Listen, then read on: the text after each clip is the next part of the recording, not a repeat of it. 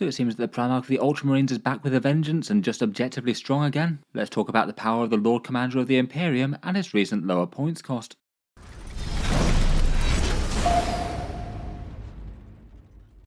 Hello and welcome back to Auspex Tactics, where today we're talking about the author of the Codex himself, with a unit review of Roboute Guilliman and some of his options in game at the moment. Let's talk through his datasheet, a few combos and synergy, and talk about how he's being used in competitive lists right now.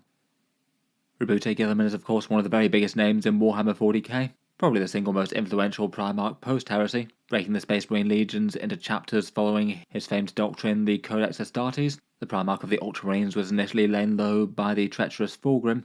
They returned to the current setting once more with the help of a little Eldari death magic during the entire Gathering Storm sequence, led an Indomitus crusade to beat back the darkness, and has been fighting against the Tyranids and the Necrons of the Pariah Nexus in recent times. On the tabletop, his miniature was the second Primarch to be realised in plastic for Warhammer 40k around the turn of 8th edition when the Primaris came out, coming out just slightly before Mortarion. I feel like his model was well received enough, though maybe when people are ranking the Primarchs in terms of look, previous votes I've done on the channel haven't had him beating out the Lion or Mortarion for looks. I still think he holds up well enough, fighting with the Hand of Dominion in one hand and the Emperor's Sword in the other. The model from Games Workshop is both somewhat pricey and somewhat not. £44, €55 or $70 is more than most character miniatures, though I guess he is significantly bigger. It still costs less than, say, the basic transport of the Space Marines, the Impulsor though, for example. Given that Primarchs tend to be big, central, powerful characters, his points per dollar is one of the best that you can get for Space Marines. 4 points per dollar spent, and weirdly means that him and Lionel Johnson are some of the best ways to get points on the tabletop for cheap for Space Marines,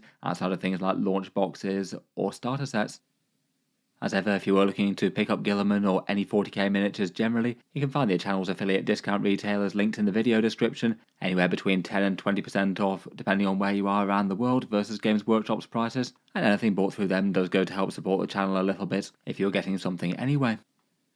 Let's get into the datasheet of the Avenging Son though, and talk about his stat line and big buffing rules that he has on the tabletop. Maybe the biggest deal for him recently was that he drops down from 350 points to 285, which was kind of a monumental drop really. That was down a big 19%, though I think he needed something of that kind of magnitude given that he was rarely seen on the tabletop before. Ultramarines players tended to go for Calgar and Ventress, and leaving the Primarch on the shelf at that cost. Another good buff that he had recently was being able to move through ruin walls. He does have the monster keyword, and with his rather enormous profile he probably can't fit through normal doors, but it could mean that his mobility was really quite limited, and opponents could give him a hard time to charge them if they hid behind certain bits of ruins and terrain. Being able to ghost through ruin walls in the same way as infantry was a massive boost to how he could get about on the tabletop, both hiding him and making to combat. Otherwise, for his more base things, he's got Leadership 5+, so pretty well the best in the game there, and OC4, meaning that he's a presence on objectives, but is going to get outcompeted by things like 5 model squads of enemies of any sort.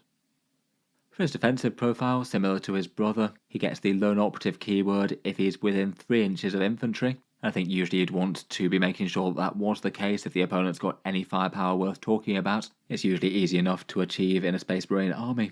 It's quite nice for positioning for him, as it might mean that he doesn't always need to actually hide out of line of sight, and the enemy's biggest, scariest gun sitting in the backfield won't just be able to straight up gun him off the table. And there's plenty of ways that you might be able to trigger that a little bit easier, things like a combi weapon lieutenant nearby who's also a lone operative, perhaps a nearby tech marine who's near a vehicle who again would have lone operative by proxy, and he could trigger it by Space Marines hiding out of line of sight themselves. It doesn't mean there isn't value to him hiding out of line of sight behind ruins though. That's going to make it even more likely that the opponent can't shoot him even if they can get close enough. Once they do get to attack him though, he's 10 wounds at toughness 9 with a 2+ save and 4+ invulnerable. It's definitely not bad and could work quite well with cover and armour of contempt on that high save. But for 285 points you certainly wouldn't consider that a good defensive profile for the cost. Basically he does have helpful defensive rules between the lone operative thing and then his revive on death thing, but if the opponent does get up close and personal he could go down to something that you really hope that he wouldn't. And in particular mortal wounds are going to be ridiculously efficient against him, given that he doesn't have any direct protection.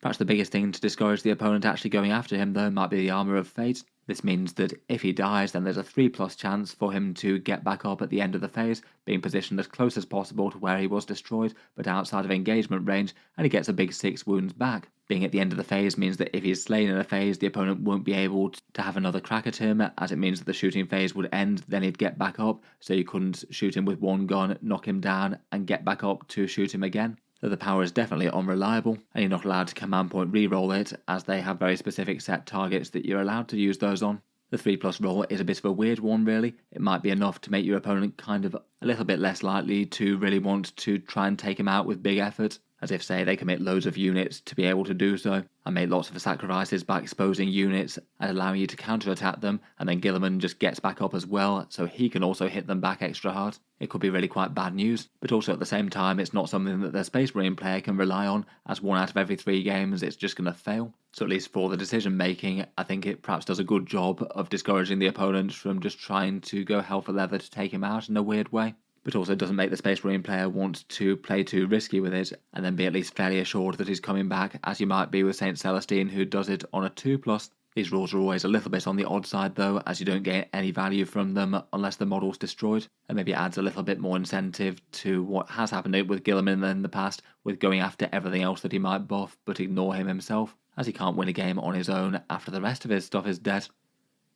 Getting on to his damage dealing though, and first up we have the Hand of Dominion in its shooting profile. A little bit of strength 6, AP 2 and damage 2, 2 shots out to 30-inch range and 4 shots to 15. Not nothing, and it might kill a Space Marine or 2, but not usually going to change the world. For the most part I'd say it's probably not a profile that you want compromising his movement for focusing on his melee profile.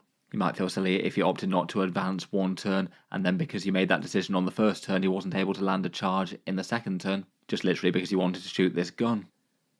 His melee attack's certainly the main event. The Emperor's Sword gets a pretty brutal 14 attacks at strength 8, AP 3, damage 2 and devastating wounds, and the Hand of Dominion is the anti-vehicle profile with 7 attacks at strength 14, AP 4 and damage 4 with lethal hits, which will math out as far better against heavier stuff. He's just a strong general purpose threat that'll kill just about anything though, around 10 Horde models, around 8 or 9 Space Marines where he's particularly great at, 3 Terminators which don't go quite as neatly into those damage profiles, but then huge amounts of damage to tougher stuff, 18 wounds to a 3+ save vehicle, or 12 wounds to one with a 2+ save, or a 5+ invulnerable. He's not necessarily going to 1-round tougher stuff in the game, but he's fairly well guaranteed to take a big chunk out of them. He definitely gets a lot of his value from being able to hit quite that hard and take out a lot of normal sized units in one single round of melee. Otherwise though, the second big reason to bring him is his Author of the Codex buffing ability. You get to choose 1 out of a list of 3 buffs chosen in the command phase, 2 of which I'd say are really quite big and impactful boosts, the other one kind of situational. The first one is essentially kind of double Oath of Moment. When your first Oath of Moment target is destroyed, you get to select a new one. That was definitely crazier before the Space Marine Codex came out in early 10th, but it's still very good now. If you've got a bunch of units that hit on a 3+, then re-rolling those hits will be a plus 33% damage increase. Definitely enough to be meaningful, either on big focus shooting or on a scary melee combo. It might need to be used kind of carefully though. If you fall short of killing your primary targets, then it could be kind of sad and a bit wasted. The other one, which is incredibly nice, is the Discounted Stratagem Aura.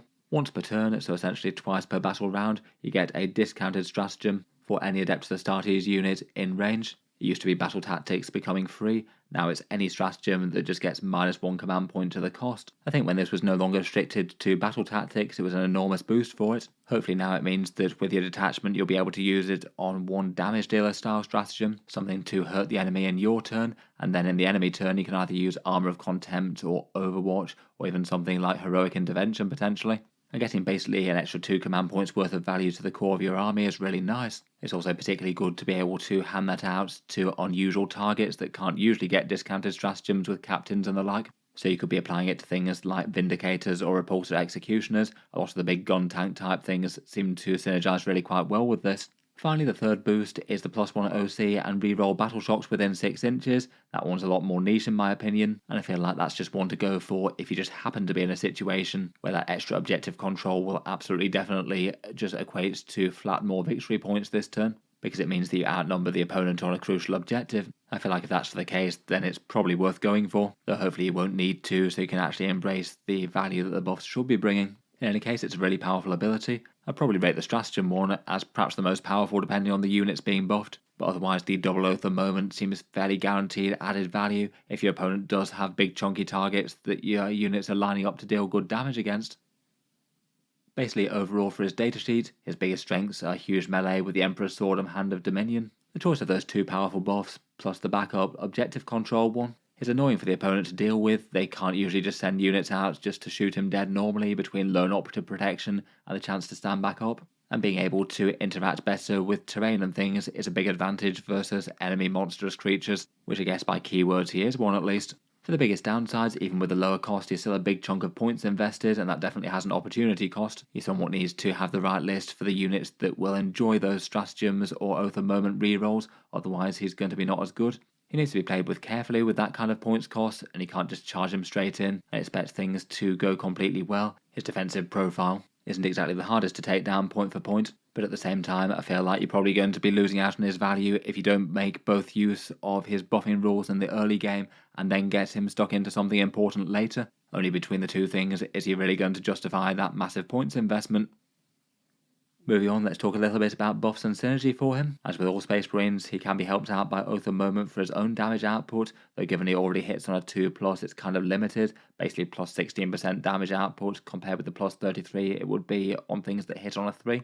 So not exactly top priority there, despite having a very scary stat line. Stratagems wise though, he definitely could be a good choice for using them on. Generally big, expensive and dangerous models almost always tend to be good targets for that. As mentioned, Armour of Contempt could be very nice for him against sort of lower AP attacks, particularly if he has cover. Heroic Intervention seems a nice choice for him, given that he's got the durability to tank some hits and then enough damage to really be felt, might be able to protect some other units nearby. Epic Challenge again is well worth it if his attacks aren't going to just slay the unit outright and the enemy's got a high value character. With the quality melee that he has, he should have a very good chance of going through them. And command point rerolls in general are going to be nice for him, potentially failed saves, failed charges, or maybe the odd wound roll of 1 if he desperately needs every pip of damage against a massive threat. He might be able to have a few more of these up for grabs than normal if he does choose the free stratagem option too.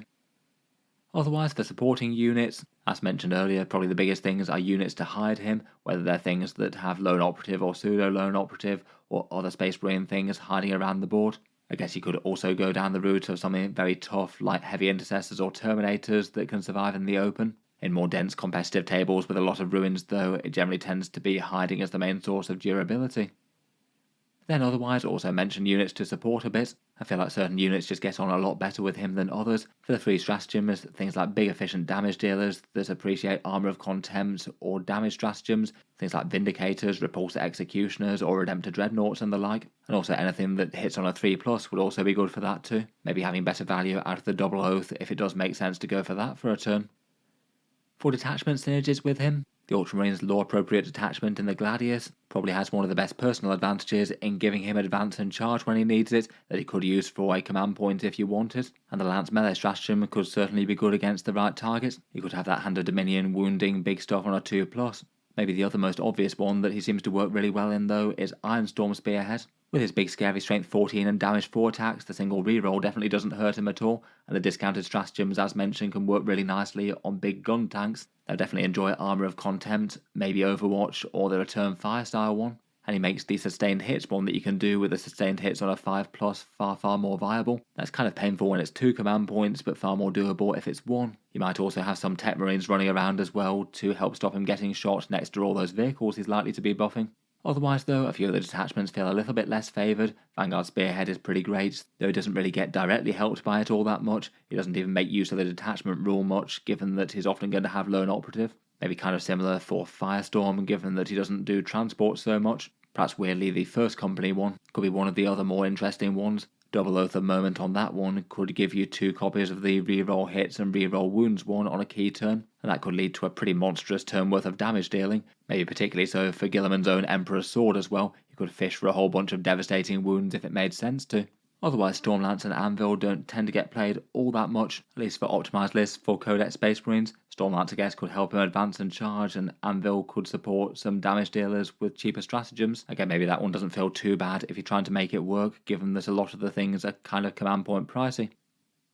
At the moment though, for the utility for the 285 points, it does seem that he is a top tier competitive unit for the Space Marines. Core Codex Space Marines doesn't really tend to have the best performance in the tournament stats, but Ultramarines taken on their own tend to be significantly above that and have won some big tournaments lately. They're easily the single strongest Codex compliant chapter. They already are, I thought, with Marnius Calgar and Uriel Ventris, but now Guilliman's also a great choice for them. They are rather spoilt compared with the chapters that only have one character that might be a little bit mediocre. Just taking a look at a bunch of top playing Space Marine lists, it seems he makes it into around about half of them right now. It still seems that if you had to choose Calgar or Guilliman, most people would probably go Calgar first. He still remains absolutely immense value, farming those command points, advancing and charging, and adding loads of weights to whatever squad he joins. But it does seem that, unlike a bunch of times in the past, both Calgar and Guilliman are both making it onto the table at the same time. That would allow a pretty immense amount of stratagems between the pair of them. I guess essentially 3 extra ones per battle round between the two. It does seem that theory bears out into practice a little bit. He does seem to be making it into more Ironstorm and Gladius lists versus Vanguard, which is also competitive. But overall the consensus is that he's definitely worth it if you want to build a list to favour him. Here's one example of a Guilliman list. This one's an Ironstorm one, played by Sean Olsen, who used its take first at a tournament called 4th Annual Flames of Autumn. The army went 5-0 against 58 players, so it must have had some stiff competition there. For the big Ironstorm damage dealers, there's a Redemptor Dreadnought and 3 Repulsor Executioners, which is rather massive. Again, I suspect they're probably going to be good targets for all those 3 stratagems, or potentially could do some double Oath of Moment things if they're on the move perhaps. Otherwise there's 3 Tech Marines with a 3 buffing Ironstorm enhancement that could also trigger Guilliman's Lone Operative rule. Marnius Calgar's here with a unit of 5 heavy intercessors. Interesting to see them as a durable objective brawler in the midfield. And kind of fun there's a tactical squad with both a Rhino and a Razorback, I guess for a bit of objective grabbing. It is interesting to see this one being a bit alternative and taking some different choices to the absolute staple Space Marine things like Scouts and Infiltrators, but certainly seems that it was successful. Otherwise, here was another one that I mentioned on the channel recently with a first company list that was used by Ruben Zhao to take a small grand tournament down. It seems maybe to be slightly using the first company slightly for the meme. There's only the one squad of Terminators there with that Fear Made Manifest trait, though Guilliman will certainly be putting in a massive great big turn of damage dealing with 2 targets for 4 rerolls to hit and wound. There's a bunch of scary gun tanks once more with a Gladiator Reaper, Land Raider Redeemer, Repulsor Executioner, and a couple of Storm Speeders to layer on further buffs. I guess the Combi Weapon Lieutenant could also tag team with Guilliman, though there's plenty of other infantry that could also trigger that rule. In any case, certainly seems like he's strong enough to be making it into certain Ultramarines tournament winning lists, even if not every Ultramarines army is taking him. Here's a model that you'd have to make some big choices with, choosing Oath versus the cheaper stratagems each turn. I feel like if you're going with cheaper stratagems, then that's often going to be a plan depending on your detachment. And then basically he needs to balance playing cagey early on to avoid being killed too early and having those buffs taken away, but also not passing up too much of a chance to put that great melee profile to work and one round something really big and scary to take it down. In general, it just feels like the incentive to use him aggressively just builds up and up towards the end of the game. And I guess potentially if it might be game changing and he was nearing death anyway or something, you could perhaps gamble on his Resurrect giving him an extra turn of actions, which could be really problematic for the opponent. If they have to kill him in a threatening position, then he just gets back up to do something horrendous next turn. In any case, it's pretty cool to see Roboute Guilliman return to be a strong model for the Ultramarines. He has been signed large for a little while now. In any case, let me know your thoughts as to the Avenging Son Primarch. Has he been making the tabletop more for your armies, or have you played against him since the points drop? Let me know your thoughts. And otherwise, feel free to subscribe to Auspex Tactics if you'd like to see more like this. I'll certainly keep the regular 40k videos coming, and there'll certainly be more for the Space Marines. Finally, if you've enjoyed the video, then feel free to check out the links down in the video description. The channel's Patreon page has a few advantages for people backing the channel, seeing certain videos early, regular votes to see what sort of things happen next on the channel, and automatic entry into the prize giveaways with a chance to win some big model kits each month. If any of that sounds good to you, or you'd just like to help support, the link's down in the video description. In any case, a massive thank you for listening, and I'll hope to see you guys next time.